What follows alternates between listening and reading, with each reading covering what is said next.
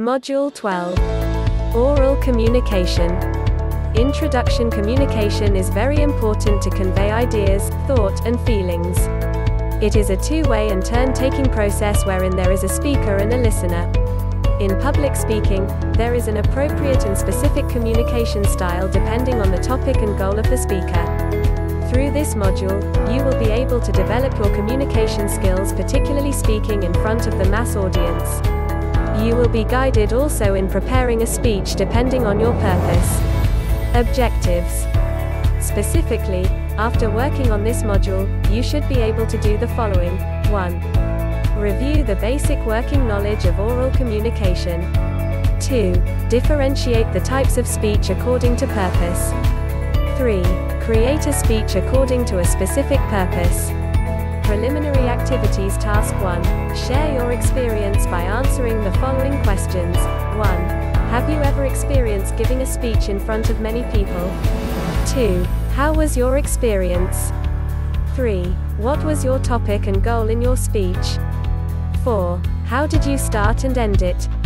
Lesson proper. Oral communication. Great communication skills are your ticket to success in the academic and business world. But have you ever been overcome by fear or anxiety prior to going on a job interview or speaking in front of an audience?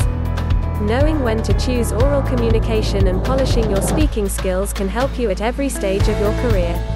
Oral communication is the process of verbally transmitting information and ideas from one individual or group to another. Oral communication can be either formal or informal.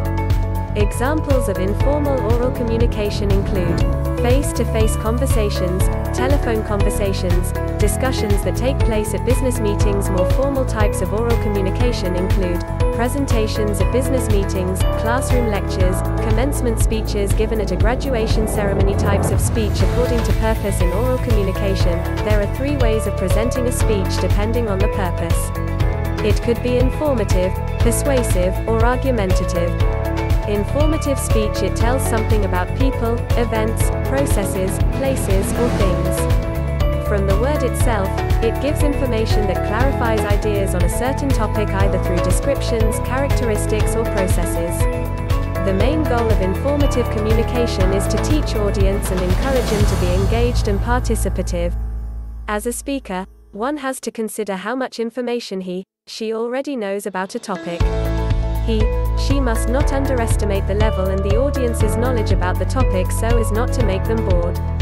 It is better to discuss a topic at a level slightly below the audience's knowledge level than above. To give information to the audience, the speaker must present both quality and organized information based on facts. There are different ways to give information in an informative speech, e.g. definition, description, demonstration, explanation, question, or repetition. In addition, to organize one's thoughts in delivering a speech, she has to consider the organizational patterns, topical, chronological, and spatial. 3 types of informative speeches. 1. Speech of description gives a clear view of the topic to the minds of the listeners by answering who, what, and where. To describe people or objects, the main points are usually placed in chronological, topical, or narrative pattern. 2. Speech of explanation is intended to give a clear interpretation in the minds of listeners. It answers the question, why, and often focuses on issues, concepts, ideas, or beliefs and follows a topical, causal, narrative or comparison-contrast pattern. 3. Speech of demonstration clarifies a process or procedure. It answers the question, how, or the way something works, functions, is accomplished or is done. Since it is about processes or procedures, chronological pattern is used to reveal the steps for the listeners to follow the given order. In an informative speech, the audience expects that there is something new and useful information are provided. To make informative communication effective, the following must be observed. 1. Know the audience. Who are the audience? What information do they want to know? Is the topic beyond their knowledge? What style would motivate him to listen? 2. Identify the language. What are the norms for speaking style of the audience? Are they aware of the latest issues? 3. Emphasize the importance of the topic. Is there an important need to discuss the topic? Is it beneficial to the audience? What style should be used to retain the importance of the topic to the mind of the audience? Parts of informative communication. 1. Introduction. A. Attention getter. B. Introduction of topic. C. Credibility and relevance. D. Preview statement. 2. Body. A. Expounding. B. Support details. C. Transition. 3. Conclusion. A. Transition to conclusion. B. Review of main points. C. Closing statement. Sample informative speech. Cell phones, necessity or a convenience. Good morning.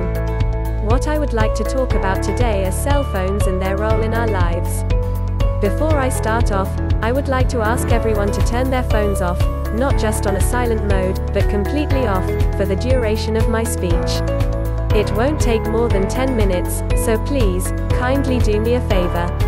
It will mean a lot to me to have all of your attention. Ever since the first handheld mobile phone was presented by Motorola in 1973, this handy gadget has firmly set itself in the hands of almost every American teenager, adult, and since recently, even children.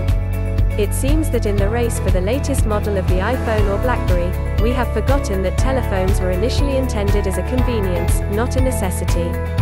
However, it seems that there isn't a single activity people can do without this technology nowadays. You need your Android program to calculate calories while jogging. You can't live without the latest tunes uploaded to your iPhone, and you got used to taking pictures everywhere you go with your many megapixel phone camera. How often do we actually use phones for talking these days? And we are not talking about the latest applications you have purchased to upgrade your favorite time killer, but rather using your phone for the purpose it had been initially intended for, mobile conversations, assuming you cannot talk to the person on the other end of the signal face to face.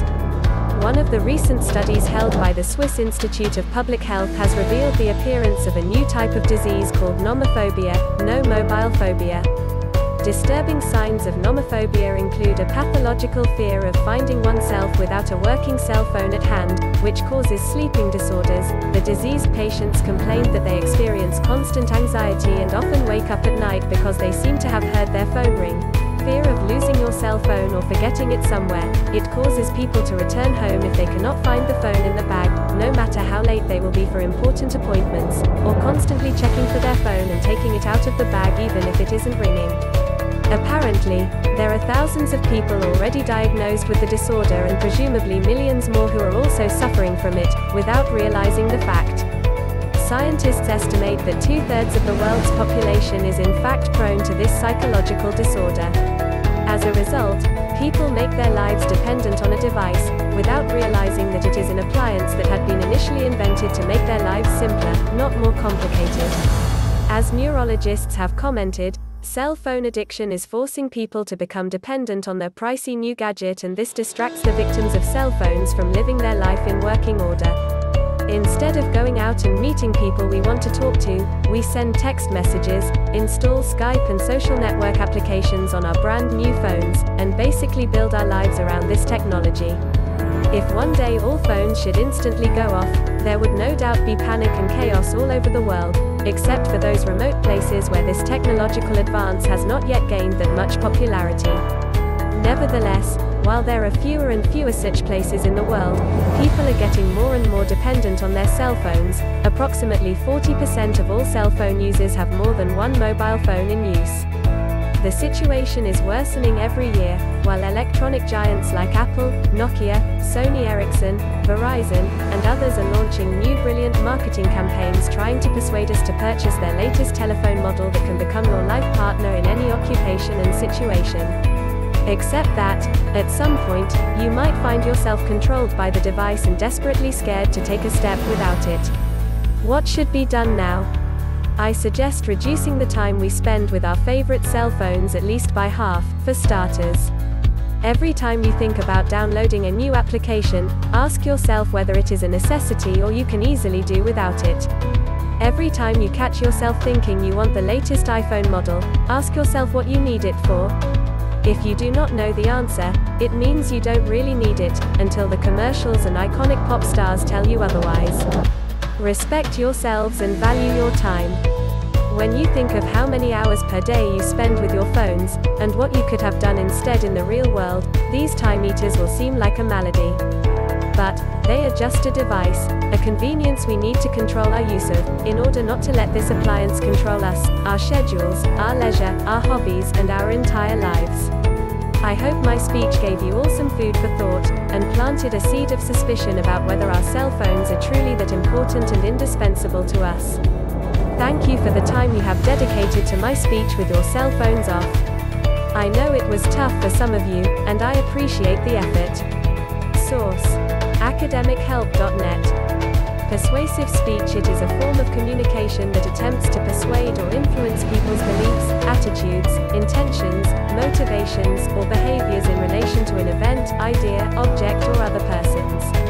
Persuasive and effective business communications are the foundation of any successful organization, regardless of size, industry, or geography.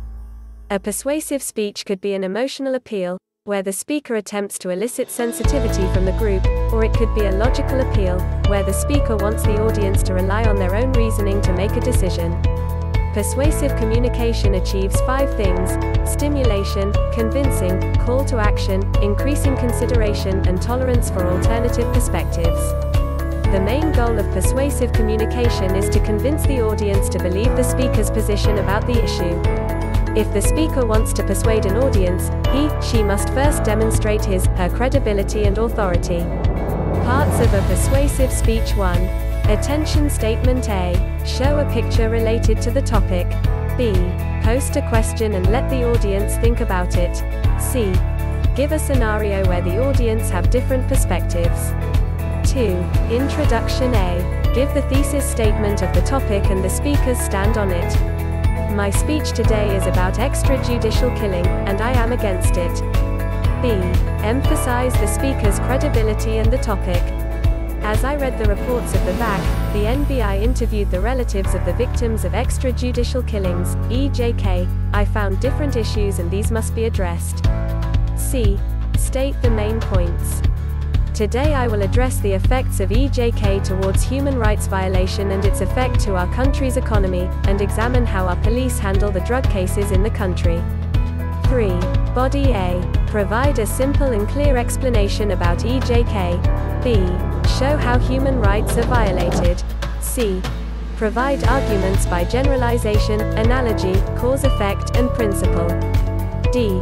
Show the audience how they will benefit from the solution offered. 2. Conclusion. A. Reiterate the main points and provide a synthesis, do not introduce new idea. B. Provide the impetus and means to act. Sample persuasive speech. Self-consciousness. It all starts with one feeling. A feeling we all know well, something you may feel every morning before school, or every time you go out. An undue awareness of yourself, your appearance, or your actions. This is the direct definition of self-consciousness, judging yourself for being you. Hello fellow students and teachers. My name is Liba and today I will be proving to you that being highly self-conscious can cause a great deal of harm. Being self-conscious is, in itself, nothing bad nor harmful. But being too self-conscious is a different matter, leaving you feeling embarrassed and uncomfortable wherever you go. Being highly self-conscious can lead to many negative outcomes. Yet have you ever wondered what the phrase self-conscious really means? Self-consciousness is a discriminating sense of self-awareness. Judging yourself for who you are, how you look, or otherwise negatively comparing yourself with others. I know that almost everyone in this room has felt self-conscious at least once in their lives, and we are certainly not as alone in this as we may think. Studies have proven that teenagers experience health issues, such as eating disorders and depression, because they are too self-conscious. This is because, as they grow older, their minds become more and more sensitive as they are exposed to unexpected challenges. However, it's not only teenagers who feel this way. Even kids our own age are getting sucked into this world full of negativity. Being too self-conscious can trigger negative emotions. Sadness, hopelessness and anger can cause you to focus on bad times in your life, such as receiving bad grades, or fighting with a friend. As you dwell more and more on negative things, you begin to feel so bad that you blame yourself and start feeling depressed. This is a very unhealthy pattern of thinking that can be difficult to overcome. It can feel like being stuck in a dark room that gets darker and darker by day, with no window, door or light to lead you out, only brick walls keeping you in.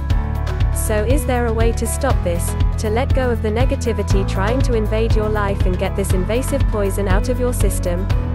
Think about Chinese handcuffs. The more you struggle, the more they tighten, as there's only one way of getting them off. In this case, what you have to do is the opposite of thinking self-consciously. Instead, start believing in yourself.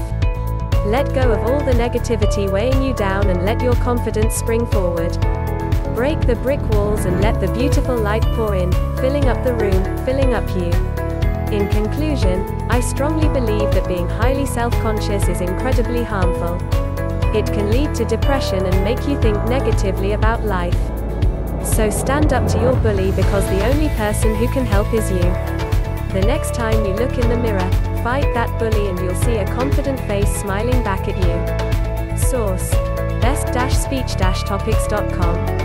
Argumentative speech. It shows that there is a disagreement or a conflict in the content of the speech. The speaker stands for the position or assertion that she wants the audience to accept. His position must be supported by a strong evidence through narration, definition, facts, statistics, and reasoning that would convince the audience at the end of the speech. Sample argumentative speech. As online learning becomes more common and more resources are converted to digital form, some people have suggested that public libraries should be shut down and, in their place, everyone should be given an iPad with an e-reader subscription. Proponents of this idea state that it will save local cities and towns money because libraries are expensive to maintain. They also believe it will encourage more people to read because they won't have to travel to a library to get a book. They can simply click on what they want to read and read it from wherever they are.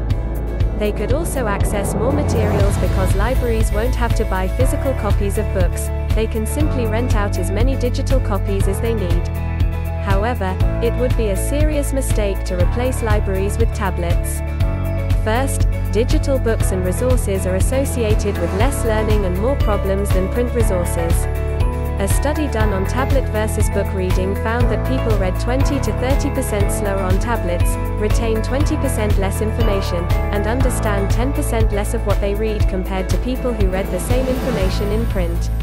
Additionally, staring too long at a screen has been shown to cause numerous health problems, including blurred vision, dizziness, dry eyes, headaches, and eye strain, at much higher instances than reading print does. People who use tablets and mobile devices excessively also have a higher incidence of more serious health issues such as fibromyalgia, shoulder and back pain, carpal tunnel syndrome, and muscle strain. I know that whenever I read from my e-reader for too long, my eyes begin to feel tired and my neck hurts. We should not add to these problems by giving people, especially young people, more reasons to look at screens. Second, it is incredibly narrow-minded to assume that the only service libraries offer is book lending.